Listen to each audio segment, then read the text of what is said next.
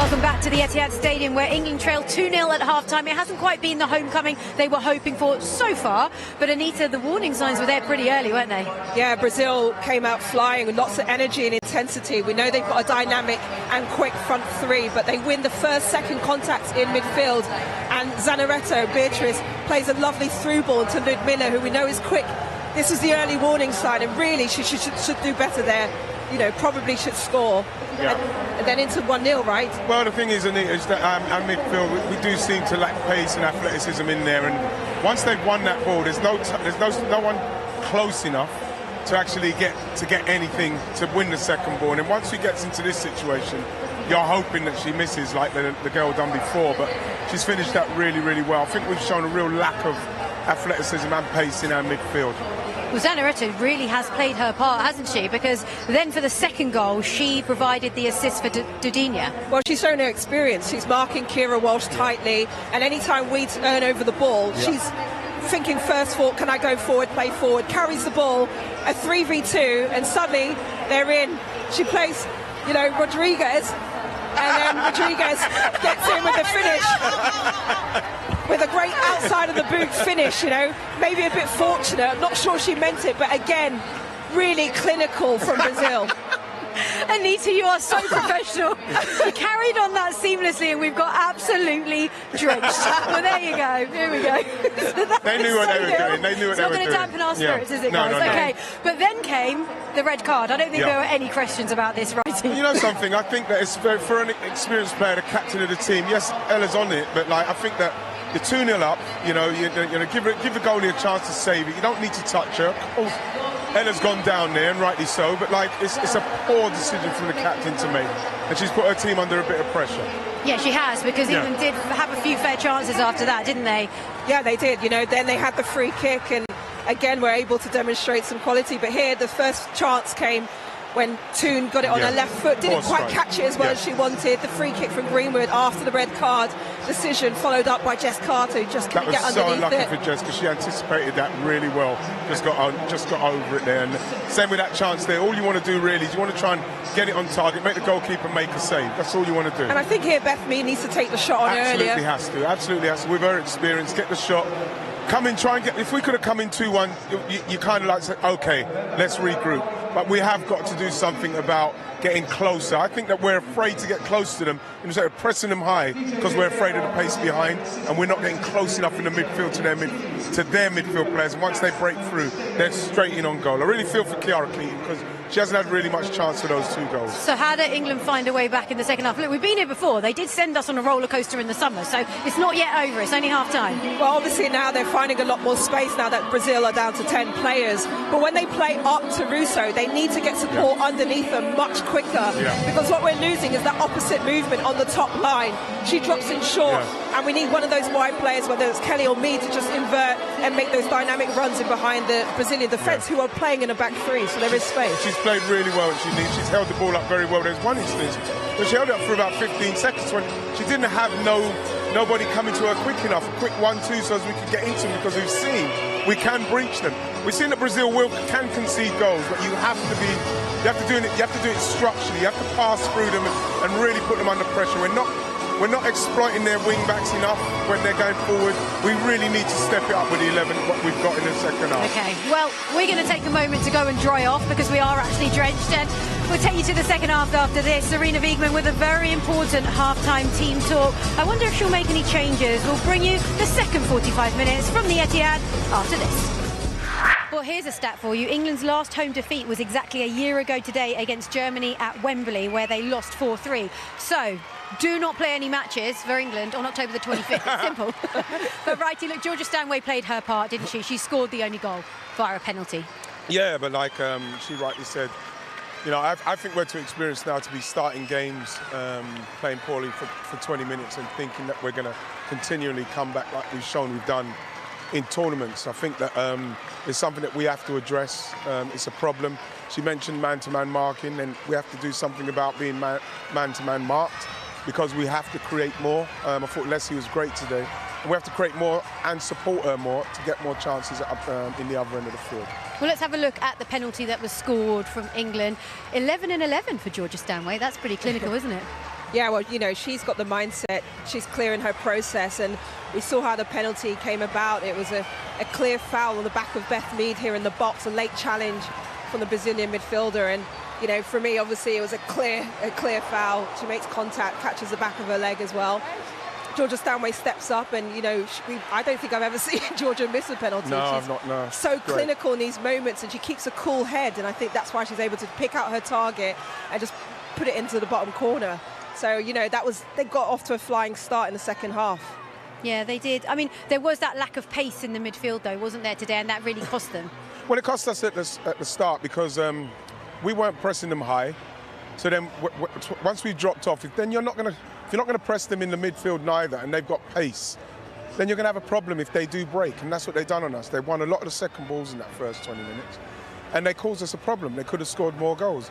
We're very fortunate not to go in maybe 3-0 down. But like, my problem with us is that for some reason we play these games, unless we're in a tournament, we never start well, and that's something that we're going to have to address. And I feel in the midfield, with the energy, the athleticism, and the pace, is something that needs to be addressed.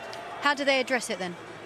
Well, first and foremost, you know, they need to raise their standards, live to their own standards. They're playing at home today, so they had to set the tone and the intensity early, and they didn't do that. They allowed Brazil to come on and dictate the pace of the game, be more physically dominant in the duels in the 1 and 2. And then they get confident. Yeah, and they build confidence. And you've got to remember that this is a Brazilian side that are missing some very key players who aren't here today, and a very young team that came out to compete.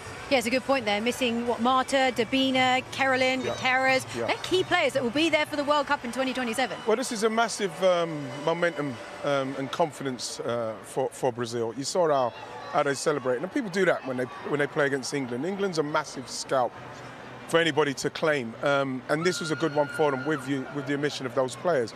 So yeah, good luck to them, because like when it comes to 2027, when they're in that World Cup in Brazil, they will be under immense pressure. And they will play England at some stage, I'm sure, and it will be a different England because it will tournament England. But this is what you get from England in qualifiers, in friendlies. It's this kind of performance where you're hoping that we're going to do well enough. But unfortunately today for us, we didn't do well enough, and Brazil deserved to win in the end.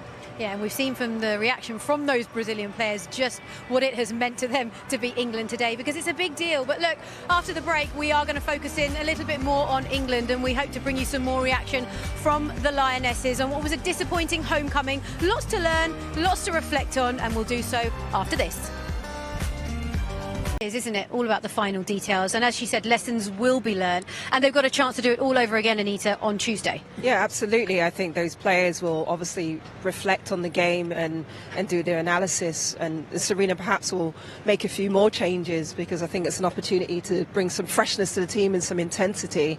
But again, I think they lost the game in the first half, because you just cannot afford to start that slowly against a Brazilian team that were really up for it and showed that intensity from the off. Especially like the manager said that they were expecting it. So I think that, you know, hearing that, she probably would be quite disappointed with that then, because we didn't pass the ball quick enough, we weren't sharp enough when they did win the ball, and in the end, as much as we did make a couple of chances, which you'd have to expect, especially when you're 11 against 10, you know, we weren't great with the final ball, and so in the end it's a bit disappointing. Yeah, and I guess with what she said, you would expect them to have been a little bit better prepared if they expected Brazil to bring that in that first half. But we did have chances, didn't we, in the second half? Yeah, England created a couple of chances, but they were mostly from range, from distance, because Brazil were dropping into a lower block with obviously losing an extra player. And here you see Esme Morgan coming up the pitch because she had space and time, because Brazil were going player for player, Aggie Beaver in this instance. But Brazil did really well at times to get numbers behind the ball and just crowd it out and make it difficult.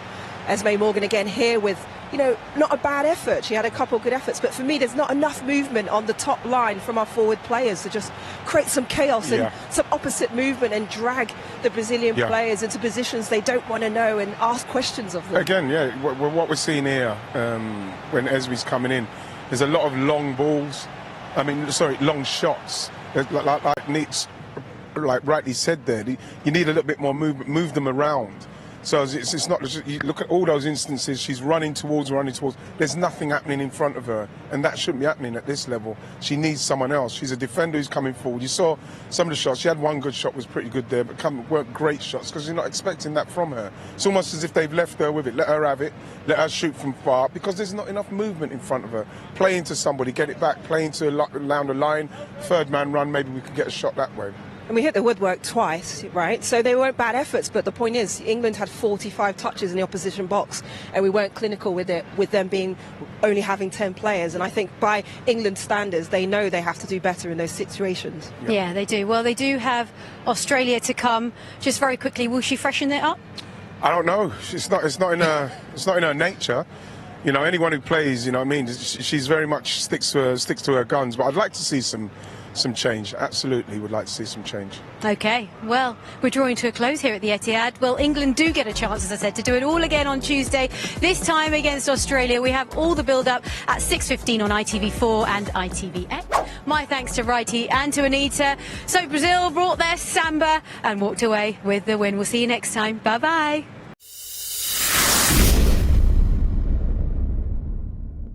It was a friendly, but it certainly didn't feel like one, did it?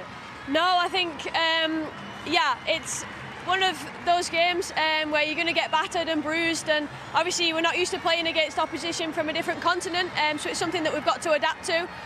But yeah, it was a really, really tough game. It's difficult when a team goes man-man all over the pitch. How difficult was it to control the game in the midfield? Yeah, it was difficult. It was difficult to find the spaces. There was a lot of movements, a lot of running. I think there is some really good things that we can take away from there. Obviously, with the red card, it made us be able to find the free player a little bit more. But yeah, the first 20 minutes are a little bit disappointing from us. Yeah, did the slow start cost you? Yeah, definitely. It puts you on the back foot. Obviously, in the second half, we have a lot of chances, and it's one of them where we don't put it in the back of the net. On another day, some of them would have gone in. But yeah, it's an opportunity for us to review this, build from it, and yeah, we've got a lot of time. Does it feel like a setback? No, definitely not. Look, we come here to a home crowd with the European trophy in our hands, and we'll continue to show that to our fans and continue to thank them for their support. And today was a day that we could come back and celebrate with them. Obviously, it wasn't the result. We've got time to build on that. We've got time to work on it. Of course, it was disappointing in moments, but it's still a time that we can celebrate the Euros. Were you always going to take the penalty, not Chloe Kelly? Yeah, I mean, yeah, I've been that taker for a while now. Of course, Chloe scores penalties, but we've got a lot of players that can also put it in the back of the net. Thanks, Georgia. Well done. Serena, a tough, fiery game out there. What was missing from an England perspective? Well, I wouldn't say there was missing, of course, the score. It's 2-1. I think we started.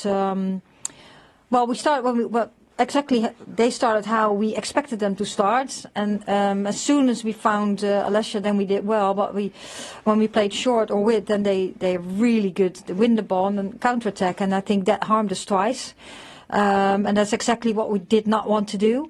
So that gave us some struggles. But there were so many opportunities because even before we got the red card, we came in behind a couple of times by just skipping players and keep it there and then come underneath and go in behind.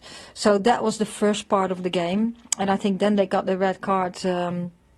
That was unlucky that we get the ball on the crossbar, and then from then we dominated the game, I think.